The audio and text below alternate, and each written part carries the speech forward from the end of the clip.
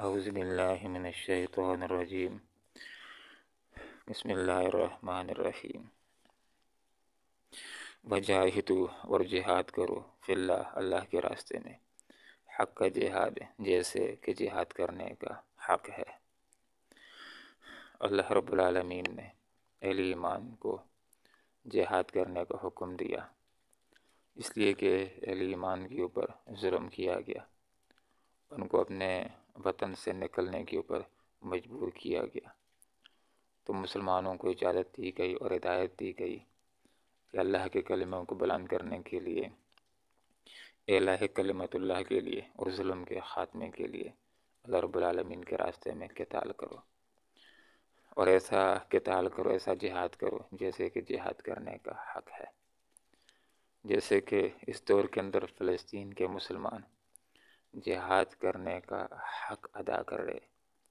ایک ہوتا ہے کام کرنا ایسے کہ بس نام ہو جائے، ٹوٹل ہی پورا ہو جائے، اور ایک ہوتا ہے کہ آدمی ایسا کام کرے کہ دوسرے کا دل بھی گواہی دینا شروع کر دے کہ یہ صرف کام نہیں کر رہا، ٹوٹل پورا نہیں کر رہا، انگلی کٹا کر کے شہیدوں میں نام پیدا نہیں کر رہا، بلکہ کام کا حق ادا کر رہا ہے۔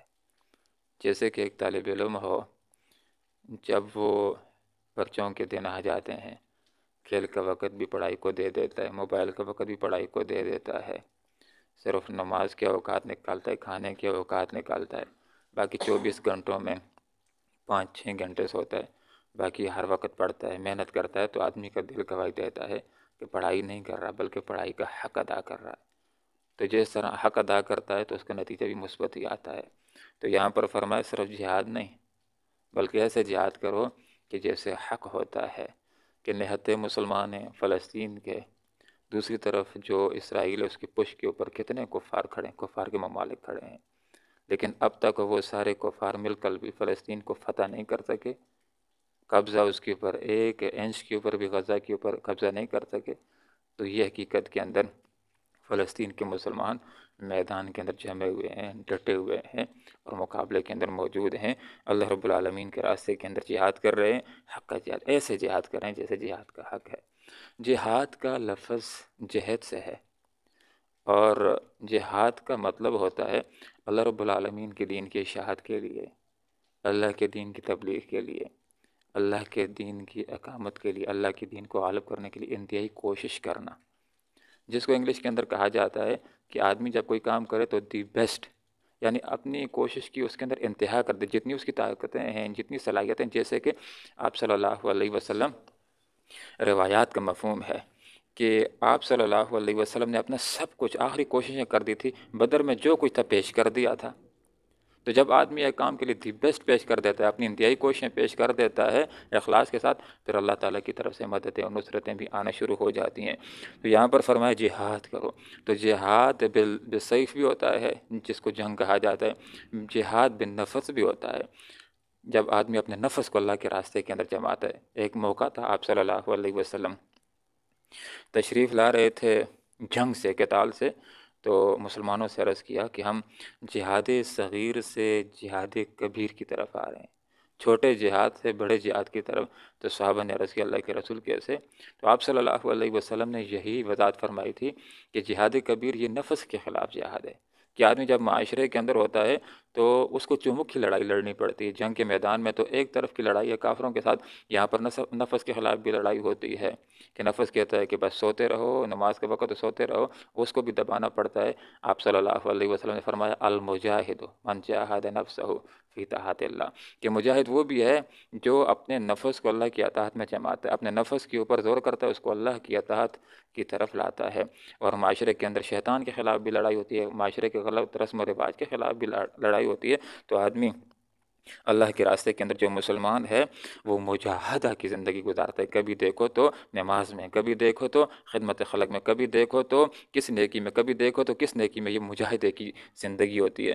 وَاجْتَبَاكُمْ، اللہ رب العالمین نے تم کو چن لیا ہے، کس کام کے لیے چن لیا؟ كُنْتُمْ خَيْرَ أُمَّةٍ أُخْرِجَتْ لِلنَّاسِ، یہ آپ صلی اللہ علیہ وسلم کی امت کا اعزاز ہے، مجھے اور آپ کو اللہ تعالیٰ نے چنا ہے، کس کے لیے چنا ہے؟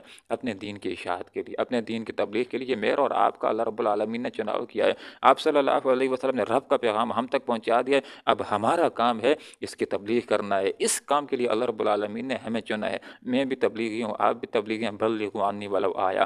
اللہ کے رسول نے ہر کسی کو، اللہ نے ہر کسی کو اجازت دے دی ہے اللہ کے دین کی اشاعت کرنے کی، صرف ایک شرط کے ساتھ، اور وہ شرط یہ ہے کہ جو بات آگے پہنچا رہا ہے کم از کم وہ بات درست ہونی چاہیے۔ وہ بات درست ہو، اگرچہ ایک مسئلہ ہے، ایک آیت اس بلغوا عنی ولو آیا، پہنچا تو میری طرف سے ایک آیت بھی ہو تو اس کو پہنچانے کی اجازت ہے۔ اجازت صرف خاص گروہ کو نہیں ہے، ہر مسلمان کو پہنچانے کی، آگے دعوت دینے کی اجازت بھی ہے، اس کے اوپر اجر بھی ہے۔ اور آپ صلی اللہ علیہ وسلم نے تو یہ اس موقع کے اوپر فرمایا تھا کہ جب آپ صلی اللہ علیہ وسلم حج فرما چکے، آپ نے حج فرمایا تو حجۃ الوداع کے موقع کے اوپر فرمایا تھا کہ لوگوں، کیا میں نے تم تک اللہ کا پیغام پہنچا دیا؟ لوگوں نے جو جواب دیا، صحابہ نے جو جواب دیا، اس کا مفہوم یہ تھا کہ پہنچایا ہی نہیں، پہنچانے کا حق ادا کر دیا ہے۔ پھر آپ صلی اللہ علیہ وسلم نے کیا ارشاد فرمایا تھا؟ یہی آپ صلی اللہ علیہ وسلم نے ارشاد فرمایا کہ تم میں سے جو حاضر ہے وہ غائب تک پہنچائے، اور صحابہ نے حق ادا کر دیا اسلام کو پھیلانے کا، پہنچانے کا۔ پھر ادھر چلے گئے، کوئی ادھر چلے گئے، اور اللہ کے پیغام کو پہنچانے کا انہوں نے حق ادا کر دیا۔ وَمَا جَعَلَ عَلَيْكُمْ فِي الدِّينِ مِنْ حَرَجٍ۔ تو اسی نقطے کے اوپر بات کر کے ختم کریں گے، اور پھر جو آدھی آیت ہے انشاءاللہ اس کو ہم کل پڑھیں گے۔ وَمَا جَعَلَ، نہیں بنایا، علیکم تمہارے اوپر، فی الدین، دین کے اندر، من حرج، کوئی تنگی۔ اللہ رب العالمین نے تمہارے اوپر دین کے اندر کوئی تنگی نہیں رکھی ہے۔ مطلب یہ ہے کہ اللہ تعالیٰ نے جو دین دیا ہے، اسلام دیا ہے، اس کے اندر سخت احکامات نہیں ہیں، بلکہ اس کے اندر اللہ رب العالمین نے سہولتیں رکھی ہیں۔ دیکھیں کیسی سہولتیں ہیں کہ کھڑے ہو کر نماز پڑھو۔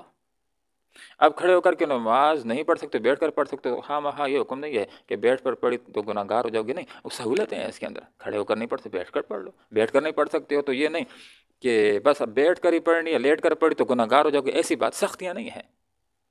اگر بیٹھ کر نہیں پڑھ سکتے، لیٹ کر پڑھ سکتے، بس لیٹ کر تم بات پڑھ لو۔ اب اگر پانی استعمال نہیں کر سکتے تو سہولت دی ہے، کوئی تنگی نہیں رکھی، تیمم کر لو۔ یہ نہیں کہ اگر پانی استعمال نہیں کر سکتے، بیمار ہونے کا اندیشہ تو پھر بھی خواہ مخواہ پانی استعمال کرنا نہیں کیا تو گناہ گار ہو جاؤ گے، ایسی بات نہیں ہے۔ سہولتیں اللہ رب العالمین نے دی ہیں۔ یہ اسلام ہے، اللہ کا مذہب ہے، اور اسلام کے احکامات بندوں کے لیے اللہ نے نازل کیے ہیں۔ بندے کی حالت تبدیل ہوتی ہے تو اللہ کو حکم اس کے لیے تبدیل ہو جاتا ہے۔ اب حالت حضر کے اندر 4 رکعتیں پڑھنی ہے، حالت تبدیل ہو، سفر کے اندر چلا گیا تو سہولت آ گئی ہے، آدھی نماز ہو جائے گی۔ تو یہاں پر یہ بات ارشاد فرمائی جا رہی ہے کہ اللہ رب العالمین نے تمہارے لیے دین کے اندر کوئی تنگی نہیں رکھی ہے۔ مطلب علماء نے یہ بھی لکھا ہے کہ کوئی اللہ تعالیٰ نے ایسا حکم نہیں دیا قرآن میں، ایک حکم بھی ایسا نہیں ہے کہ آدمی کرنا چاہے اور کر نہ سکے، ایسا کوئی حکم نہیں ہے۔ اگر نہیں کر رہا تو نفس کی کمزوری کا شکار ہے، ضعف ارادہ کا شکار ہے۔ کتنے لوگ یہ بات اوقات کہہ دیتے ہیں 5 نمازیں ہیں، 2 ہوتی 3 ہوتی تو ہم پڑھ لیتے، اگر ایسی بات ہے ایک بھی ہوتی تو وہ نہ پڑھ سکتے۔ جو پڑھنے والے ہیں، جن کا عزم ہے کہ ہم نے پڑھنی ہے 5 فرائض کے ساتھ، وہ چاشت پڑھ کر، تہجد پڑھ کر، اوابین پڑھ کر اور نوافل پڑھ کر اس بات کو ثابت کر دیتے ہیں کہ 24 گھنٹوں میں 5 نمازوں کا جو نصاب اللہ نے رکھا وہ تو بہت کم ہے۔ جن کی چاس ہوتی، جن کا جذبہ ہوتا ہے، وہ تو پھر صلاۃ تسبیح بھی ادا کرتے اور بھی ادا کر کے اس بات کو ثابت کرتے ہیں کہ 5 نمازیں تو اللہ نے 24 گھنٹوں کے اندر بہت مناسب رکھی ہیں، ہمارے بس کے مطابق اللہ تعالیٰ نے رکھی ہیں۔ قرآن کے اندر کوئی بھی حکم ایسا، لا یکلف اللہ نفسا الا وسعہا، اللہ تعالیٰ کسی نفس کے اوپر بھی اس کی برداشت سے بڑھ کر کے بوجھ ڈالنے والا نہیں۔ جو احکامات دیے ہمارے بوجھ کے مطابق ہیں، ہم کرنا چاہیں تو ضرور کر سکتے ہیں۔ اللہ رب العالمین نے سال کے اندر 30 روزے رکھے ہیں۔ کتنے لوگ ہیں کہ جو اس کے علاوہ نوافل رکھ کر کے اس بات کو ثابت کر دیتے ہیں کہ سال میں 30 روزوں کا نصاب تو اللہ تعالیٰ نے بہت کم رکھا ہے۔ 2.5% زکوٰۃ کے علاوہ کروڑوں صدقات دے کر اس بات کو ثابت کر دیتے ہیں کہ اللہ تعالیٰ نے بہت مناسب حکم دیا ہے زکوٰۃ دینے کا۔ کتنے لوگ ہیں 1 سال فرض حج کر لینے کے بعد ہر سال جاتے ہیں، نفلی حج بھی کرتے ہیں، جا کر کے عمرہ بھی کرتے ہیں، اس بات کو ثابت کر دیتے ہیں کہ ایک حج اللہ نے فرض کیا ہے، بہت مناسب اللہ تعالیٰ نے حکم دیا ہے، کوئی سختی اللہ تعالیٰ نے نہیں کی۔ لیکن جو یہ احکامات بھی نہیں کر رہا تو حقیقت کے اندر نفس کی کمزوری کا شکار ہے، ضعف ارادہ کا شکار ہے۔ اسلام وہ مذہب ہے، دنیا کے اندر بعض مذاہب ایسے ہو سکتے ہیں کہ ان کے اندر بعض احکامات ایسے ہو سکتے ہیں کہ لوگ عمل کرنا چاہیں بھی تو نہیں کر سکتے، لیکن قرآن و سنت کا کوئی ایسا حکم نہیں ہے کہ کوئی آدمی کرنا چاہے، حتیٰ کہ قتال کس قدر سخت کام ہے وہ بھی کوئی کرنا چاہے تو آسانی کے ساتھ کر سکتا ہے، اللہ کے راستے کے اندر جا کر کے اپنی جان کا نذرانہ پیش کر سکتا ہے، اور لوگوں نے ایسا کیا ہے۔ اللہ رب العالمین سے دعا کرتے ہیں اللہ تعالیٰ قرآن و سنت کو سیکھنے کی، سمجھنے کی اور اخلاص کے ساتھ پورے قرآن و سنت کی پر اللہ تعالیٰ ہمیں عمل کرنے کی توفیق عطا فرمائے، جیسے کہ اللہ کا حکم بھی ہے کہ ادخلوا فی السلم کافہ، اللہ تعالیٰ ہمیں پورے اسلام کے پر عمل کرنے کی توفیق عطا فرمائے۔ آمین وآخر دعوانا ان الحمد للہ رب العالمین۔ وجاہدوا، جہاد کرو فی اللہ، اللہ کے راستے میں، حق کا جہاد، جیسے کہ جہاد کرنے کا حق ہے، وَاجْتَبَاكُمْ، اس نے تم کو منتخب کر لیا ہے اپنے دین کی اشاعت و تبلیغ کے لیے، وَمَا جَعَلَ، اس نے نہیں بنایا، علیکم تمہارے پر، فی الدین، دین کے اندر، من حرج، کوئی تنگی۔ اللہم ربنا آتنا فی الدنیا حسنہ وفی الآخرۃ حسنہ وقنا عذاب النار برحمتک یا